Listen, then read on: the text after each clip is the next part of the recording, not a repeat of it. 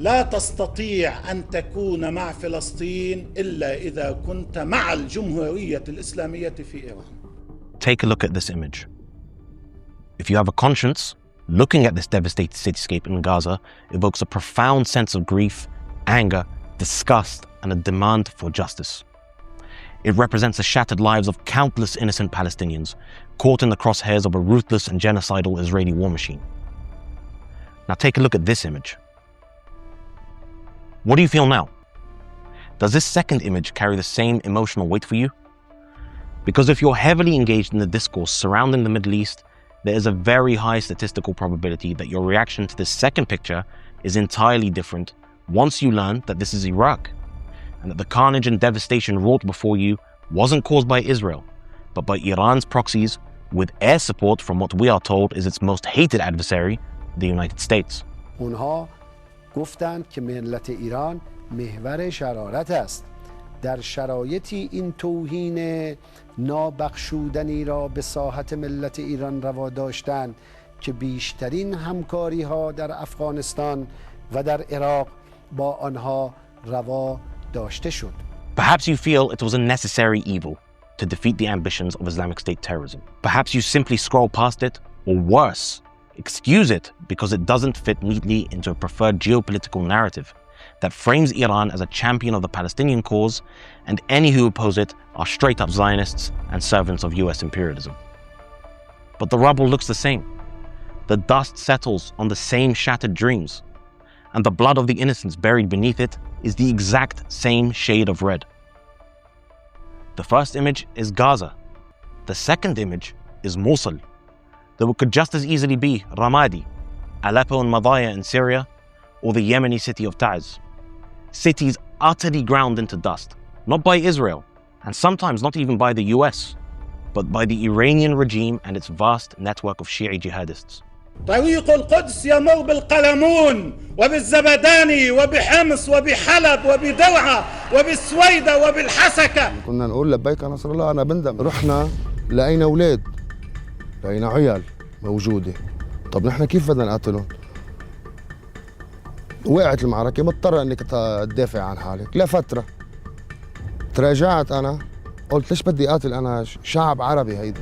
ليش بدي قاتل؟ طيران النظام كان يضرب البيوت، يضرب الاطفال، يضرب النساء، شو ما يطلع قدامه يضرب. بس نفوت نحن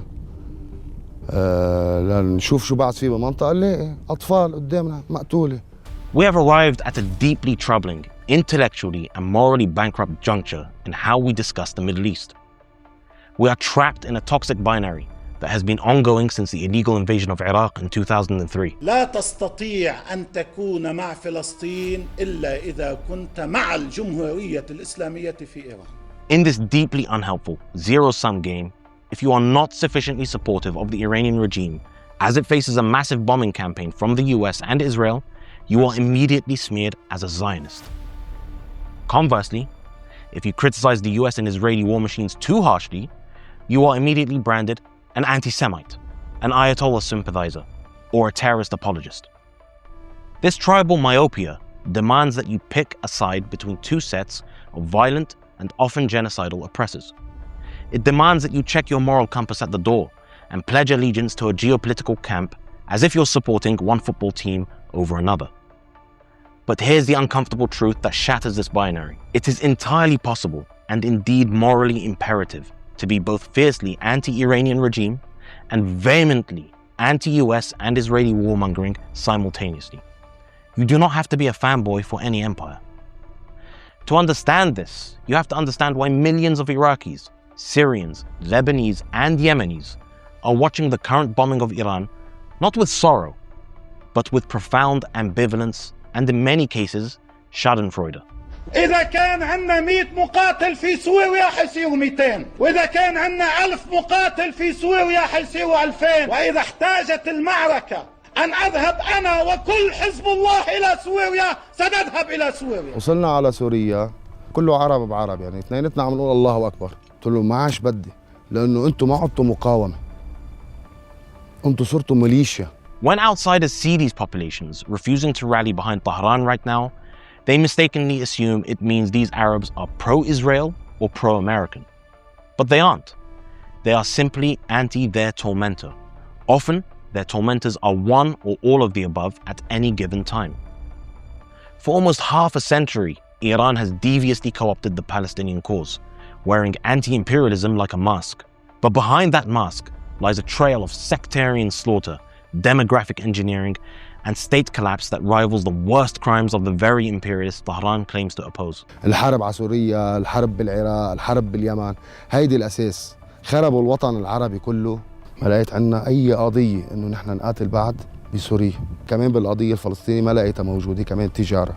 We just need to run the numbers and look at the dirty laundry list of heinous crimes perpetrated by the Iranian regime. Let's start with Iraq.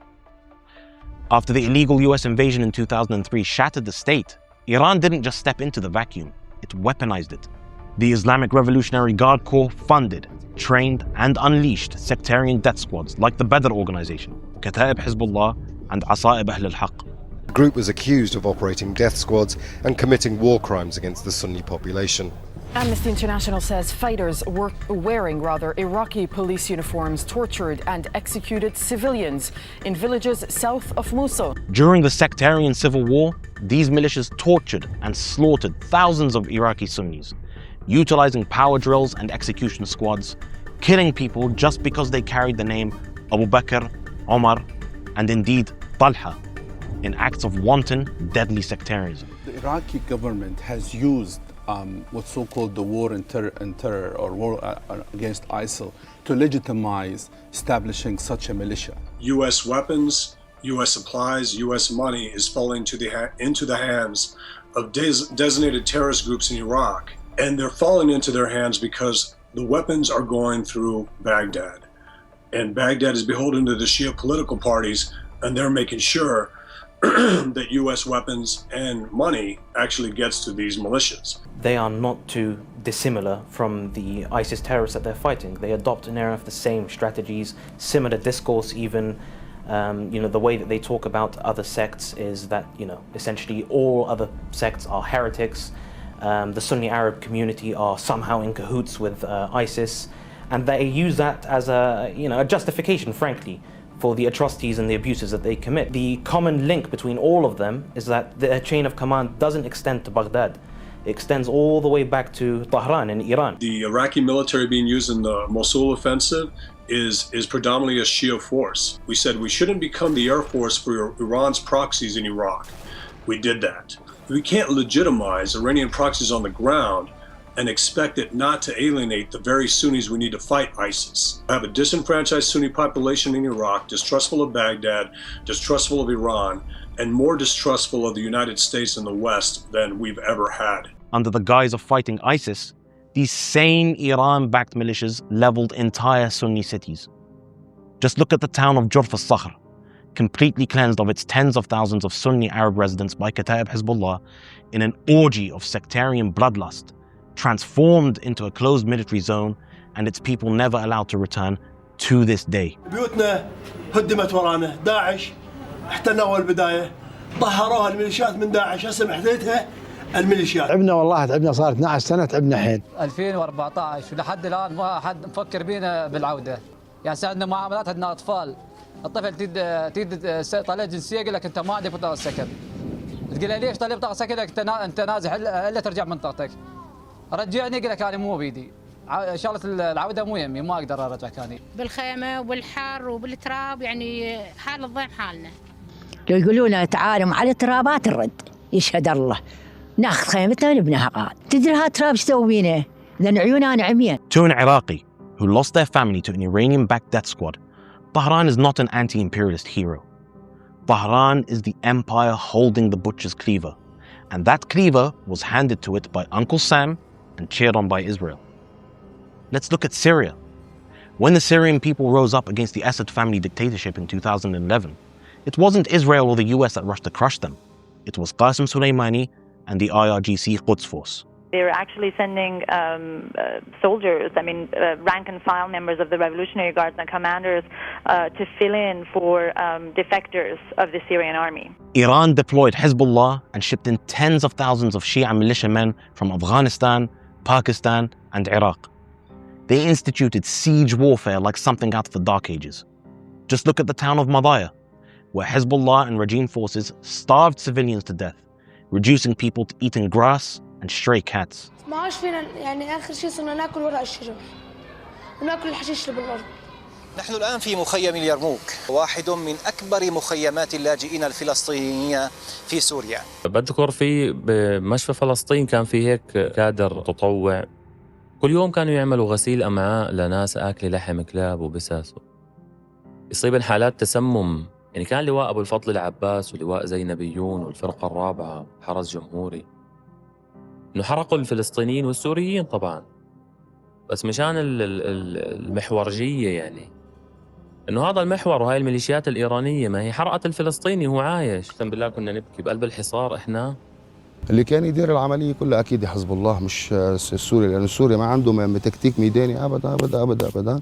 نحن اللي كنا عم نديره للجيش السوري. ما عادت حرب، هاي صارت مشروع عم يتنفذ على ظهرنا، وهو مشروع الإيراني. كانوا يطلبوا إنه أي شخص بيقاومنا نقتله. طب هيدا واحد فايت أنت على أرضه أكيد بده يقامك. لقينا قدامنا حرب طويلة عريضة مو معروف أولها من آخرها، وفتنا في هذا المعمعة. بعدين صار في شباب تنسحب، مش بس أنا. Iran provided the funding, the strategy, and the manpower that facilitated the slaughter of hundreds of thousands of Syrians and the displacement of half of the country's population, all just to keep a pliant, feckless dictator in Damascus who had even deployed chemical weapons against Syrians simply for calling for their dignity. Now let's look at Lebanon, a nation held entirely hostage by Hezbollah, Iran's favorite son. It was Hezbollah operatives who were indicted for the 2005 assassination of Sunni Lebanese Prime Minister Rafiq al-Hariri. In 2008, when the Lebanese government tried to curb Hezbollah's illegal communications network, the militia turned its guns on Beirut, terrorizing the civilian population to prove they were the true masters of the state. And when the port of Beirut exploded in a mushroom cloud of terror in 2020, devastating the capital, it was Hezbollah that relentlessly obstructed the judicial investigation to protect itself from any accountability. And finally, let's look at Yemen. It was Iran's arming and funding of the Houthi militia that fundamentally collapsed the Yemeni state, drawing in a poorly executed Saudi-led military intervention seeking to thwart Iranian encirclement that led to the further loss of innocent Yemeni life. It is the Houthis who have been maintaining a suffocating more than decade-long siege on the city of Taiz, indiscriminately shelling civilian neighborhoods and sniping children. It is the Houthis who have diverted humanitarian aid, laid millions of landmines, and recruited tens of thousands of child soldiers, destroying the flower of Yemen's youth. الأزمة الإنسانية في تعز مروعة. طرق التهريب أصبحت المنفذ الوحيد. كل شيء ممنوع، سكر، رز، دقيق. لم تفتح المعابر رغم تواصل لجنة التهدئة معهم، إلا أن ميليشيا الحوثي قامت بإغلاق جميع الهواتف. So when the US and Israel launched their war on Iran in February of this year, do not expect the Syrian refugee in a freezing tent in Idlib to shed a tear for the IRGC bases going up in flames. Do not expect the mother in Mosul, whose sons were disappeared by Kataib Hezbollah, to mourn the degradation of Iran's military capabilities. Do not expect the Lebanese citizen, whose life savings were wiped out in a state collapse engineered by Hezbollah's corruption, to wave the Iranian flag. And certainly do not expect the Yemeni in Taiz, who has seen his children starve and be sniped by Houthi sharpshooters, to feel bad about Iran getting hit by those who once facilitated it. Their ambivalence, their quiet relief even, is not an endorsement of Benjamin Netanyahu. It is not an endorsement of American hegemony. It is the deeply human reaction of a victim watching their abuser finally take a gut punch, even if from another bully. The blood of innocent Iraqis, Syrians, Lebanese, and Yemenis is not cheaper than Palestinian blood. Not even honorable Palestinians who have suffered so much would make such an argument. If your anti-imperialism requires you to ignore the mass graves in Syria, it is not anti-imperialism. It is anti-Americanism for the sake of anti-Americanism, disguised as a moral framework. If your human rights advocacy cries foul when Israeli bombs drop on Gaza, but falls silent when Iranian-backed militias drop barrel bombs on Aleppo, raze Mosul to the ground, or starve Taiz, then you don't actually care about human rights. You only care about your favorite empire. True justice is not blind to the context, but it must be applied equally. The pursuit of freedom from oppression, indignity, and genocide cannot be selective. We must be capable of holding two thoughts in our heads at the same time, and hopefully more than just two. We must condemn the genocidal violence inflicted upon the Palestinians. And we must also condemn the atrocities perpetrated by the US and Israel against innocents in Iran and Lebanon, and vehemently oppose their catastrophic military campaigns that seek to reshape the Middle East through overwhelming lethal force.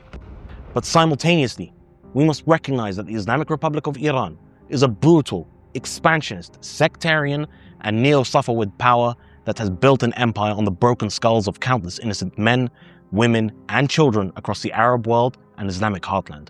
If your concern is Israeli aggressive expansionism and violence, then there are alternatives to that paradigm already forming as we speak. Alternatives that seek to constrain and degrade Israel. These alternatives aren't perfect, but we have to understand that nothing ever is. At least, whatever their other shortcomings, they don't force you to choose between Palestinian and Iraqi victims of genocidal murder. Here's my message to you. Reject the binary.